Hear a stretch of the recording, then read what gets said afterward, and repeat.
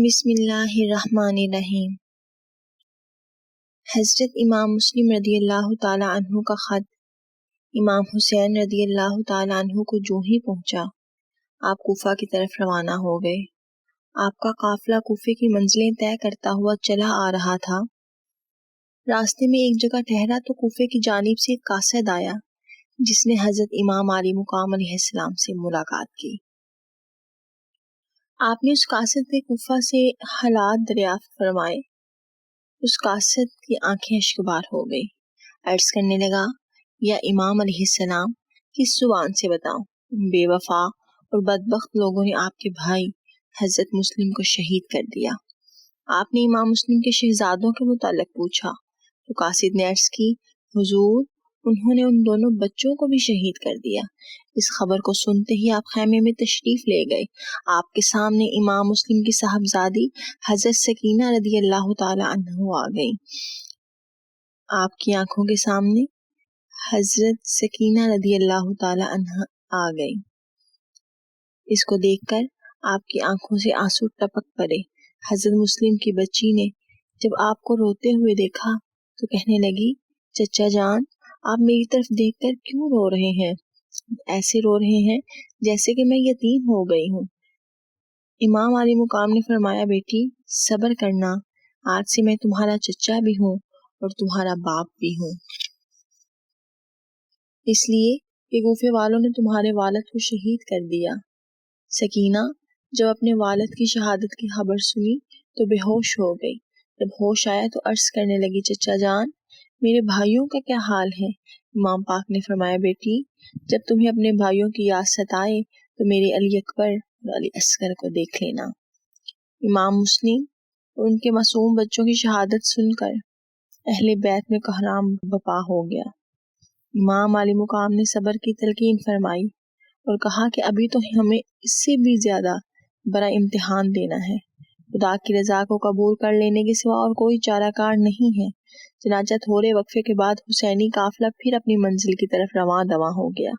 جب قافلہ 2 منزل پر تھا تو آپ کی ملاقات حر بن ریاحی سے ہوئی۔ اس کے ساتھ 1000 کی تعداد میں سپاہی یزیدی تھے۔ دوران ملاقات اس نے امام علی مقام کی خدمت میں عرض کی، حضور، مجھے ابن زیاد نے آپ کی گرفتاری کے لیے بھیجا ہے۔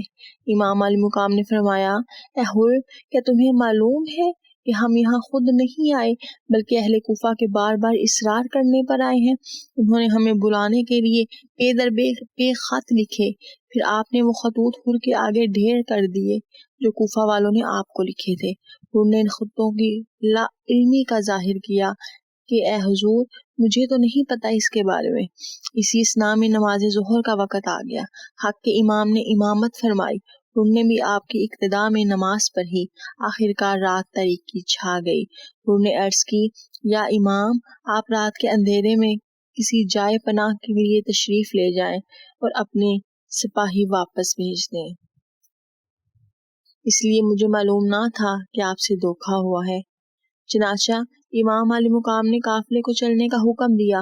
قافلہ رات بھر چلتے چلتے 2 محرم الحرام کو ایک ایسے میدان میں پہنچا جہاں پہنچ کر سواریاں خود بخود رک گئیں۔ آپ نے اپنے ساتھیوں سے پوچھا، یہ کون سا مقام ہے؟ انہوں نے بتایا، اسے میدان ماریہ کہتے ہیں۔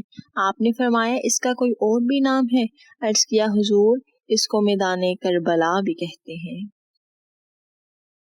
آپ نے یہ سن کر فرمایا، اس میدان میں اپنے خیمے نصب کر لو، یہی وہ میدان ہے جہاں میرا علی اکبر قربان ہوگا، قاسم کی جوانی لٹے گی، ننھے علی اصغر کے خشک حلق میں تیر پیوست ہوگا، سیدہ زینب کی گود خالی ہو جائے گی، یہی وہ میدان ہے جہاں سکینہ یتیم ہو جائے گی، امام زین العابدین بیمار کی بیریاں پہنائی جائیں گی، اولاد رسول کے سروں کو نوکے نیزے پر چڑھایا جائے گا، لاشوں کو بغور و کفن روندا جائے گا۔ امام علی مقام کے جانثاروں نے میدان کربلا میں اپنے اپنے خیمے نصب کر لیے۔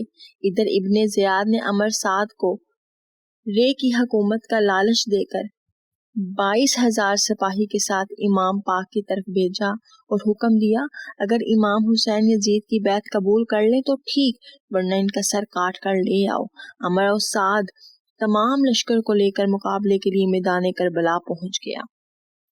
تاریخ حیران ہے، تاریخ عالم میں کہیں یہ مثال نہیں ملتی ہے کہ جہاں 22 افراد کا مقابلہ کرنے کے لیے 22,000 کا لشکر جرار آیا ہو، جبکہ قافلے کے افراد میں جوان، بوڑھے، بچے اور عورتیں بھی ہیں، اور یہ جنگ کے لیے تیار ہو کر بھی نہیں آئے۔ آخر ان نفوس قدسیہ کو اپنے دل و دماغ میں کیا تصور کرتے ہوں گے؟ ان کی ہمت، جرأت و شجاعت کا کیا نقشہ ان کے ذہن پہ طاری ہوگا، جو انہوں نے ان کے مقابلے کے لیے اتنی بڑی فوج لا کھڑی کی، مگر پھر بھی ان کے حوصلے پست نہیں ہو رہے تھے، اور وہ دل ہی دل میں یہ سوچ رہے تھے کہ ان حق کے شیروں کی تاب کیسے لا سکیں گے۔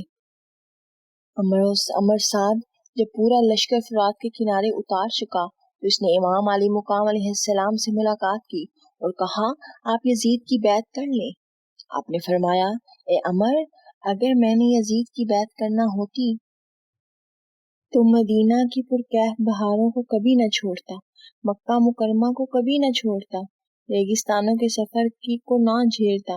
میں کسی بھی صورت ایک فاسق و فاجر شخص کے ہاتھ پر بیعت ہرگز نہیں کروں گا۔ گفت و شنید کا یہ سلسلہ 7 محرم الحرام تک جاری رہا۔ عمر کی طرف سے بیعت کرنے کا اصرار تھا، مگر امام علی مقام علیہ السلام کی جانب سے مسلسل انکار تھا۔ ادھر شمر ابن زیاد کا تیسرا حکم نامہ لے کر وہاں پہنچ گیا کہ فرات پر پہرا لگا دیا جائے۔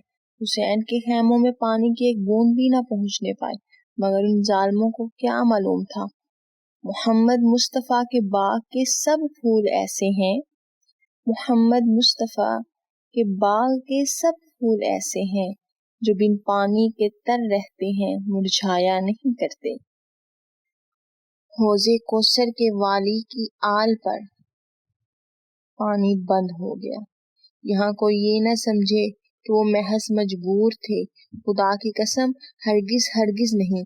اگر وہ چاہتے تو کربلا کے تپتے ہوئے صحراؤں میں پانی کے چشمے ابل پڑتے، مگر وہ رضا برضائے خدا تعالیٰ تھا۔ 9 محرم الحرام کو عمر نے کہا، اے حسین، یا تو یزید کی بیعت کر لو یا پھر ہم سے لڑنے کے لیے تیار ہو جاؤ۔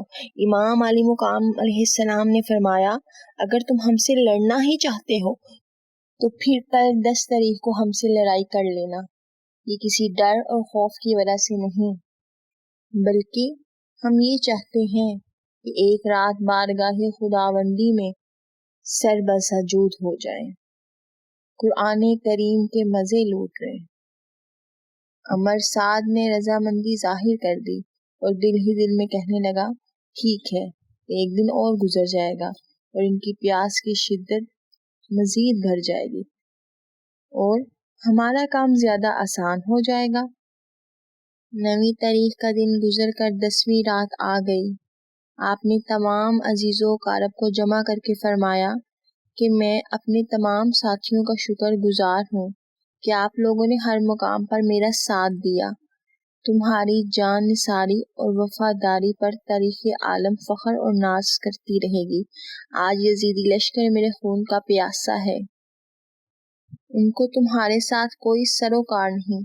اگر وہ بیعت مانگتے ہیں تو میری، اگر سر مانگتے ہیں تو میرا۔ اس لیے میں تم سب کو بخوشی اجازت دیتا ہوں کہ تم میں سے جو جہاں جانا چاہے وہ رات کی تاریکی میں چلا جائے۔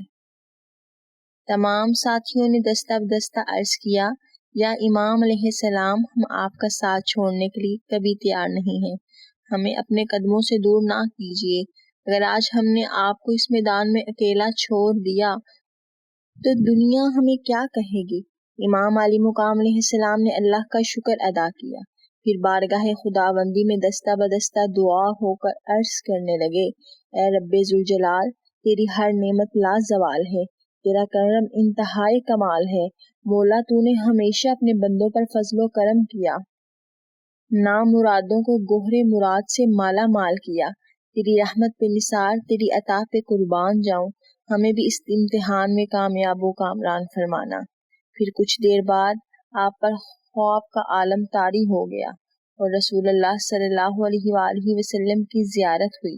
نبی اکرم صلی اللہ علیہ وآلہ وسلم نے امام پاک کے سینہ مبارک پر اپنا دست مبارک پھیرا اور دعا کی، اے اللہ حسین کو صبر اور اس پر اجر عطا فرمانا۔ پھر آپ نے ساری رات تلاوت اور عبادت میں گزار دی۔ سیدہ زینب رضی اللہ تعالی عنہا اپنے بھائی حضرت امام حسین رضی اللہ تعالی عنہ کی شہادت کا تصور کر کے بارگاہ خداوندی قدوس میں فریاد کرتی ہیں، مگر رات دھیرے دھیرے گزر رہی تھی۔ امام علی مقام نے اپنے جوان بیٹے علی اکبر سے فرمایا، بیٹے جاؤ میدان جنگ کا نقشہ دیکھ کر آؤ۔ چنانچہ شہزادہ علی اکبر میدان میں پہنچے تو کیا دیکھتے ہیں کہ سارا میدان خالی ہے اور فرات پر پہرا لگا ہوا ہے اور ایک برقع پوش خاتون ریت کے ذرات سے کنکریاں چن رہی ہیں۔ علی اکبر نے یہ منظر دیکھ کر میدان سے واپس آئے اور میدان جنگ کا سارا نقشہ بیان کر دیا۔ سید الشہداء کی آنکھوں میں آنسو آ گئے۔ بیٹے نے رونے کی وجہ دریافت کی تو سید الشہداء نے فرمایا، بیٹا جس مقدس خاتون کو تو نے میدان کربلا کی کنکریاں اٹھاتے ہوئے دیکھا ہے وہ کوئی اور نہیں، میری ماں فاطمہ الزہرا ہے۔ 10ویں شب اہل بیت کرام نے عبادت و ریاضت، تسبیح و تحلیل، ذکر و فکر اور تلاوت قرآن کریم میں گزاری۔ تہجد کا وقت ہوا تو امام علی مقام نے نوافل ادا فرمائے۔ پھر طلوع فجر کے وقت حضرت علی اکبر نے اذان پڑھی اور نواسہ رسول امام علی مقام علیہ السلام نے امامت کروائی اور تمام حق پرستوں نے آپ کے اقتدار میں نماز پڑھی۔ سامنے یزیدی فوجوں کی تلواریں چمک رہی تھی اور ادھر نماز عشق ادا ہو رہی تھی۔ جب حق پرستوں نے نماز فجر ادا کر لی تو لشکر یزید کی طرف سے نکارہ بجا دیا گیا۔ امام علی مقام علیہ السلام اتمام حجت کے طور پر میدان جنگ میں تشریف لے گئے اور فرمایا، اے بدبختو، تم کس کے لیے جگر رہے ہو؟ تم کس کے جگر پارے کے خون کے پیاسے ہو رہے ہو؟ تم کس کے ساتھ جنگ کرنا چاہتے ہو؟ میں اس رسول کا نواسہ ہوں جس کا تم کلمہ پڑھتے ہو۔ مجھ کو رسول نے اپنا بیٹا کہا ہے جس کے امتی ہونے کا تم دعویٰ کرتے ہو۔ میں اس ماں کا بیٹا ہوں جس کو رسول خدا صلی اللہ علیہ وآلہ وسلم نے اپنے جگر کا ٹکڑا کہا ہے اور سیدۃ النساء العالمین فرمایا ہے، اور شیر خدا علی المرتضیٰ کا فرزند دل بند ہوں جس کو دنیا روحانی پیشوا مانتی ہے۔ میں وہی حسین ہوں جس کو حضور صلی اللہ علیہ وآلہ وسلم نے اپنی خوشبو فرمایا تھا۔ ہاں میں وہی حسین ہوں جس کو تم نے سینکڑوں خطوط لکھے۔ اب ہم تمہاری درخواست پر یہاں آ گئے ہیں تو کیا یہی حق میزبانی ہے جو تم ادا کر رہے ہو؟ اب بھی وقت ہے، اپنی آنکھوں سے جہالت کے پردے اٹھا کر دیکھو، تعصب کی پٹی اپنی آنکھوں سے اتار پھینکو، دنیا کے مال کی ہوس چھوڑ کر دیکھو اور اپنے کیے پر نادم ہو جاؤ گے۔ تم اپنے کیے پہ شرمندہ ہو جاؤ گے۔ ابھی توبہ کا دروازہ کھلا ہے، ورنہ بروز قیامت میرے اور میرے اہل خانہ کے خون کا تمہارے پاس کوئی جواب نہ ہوگا۔ تم دنیا و آخرت میں ذلیل و خوار ہو جاؤ گے۔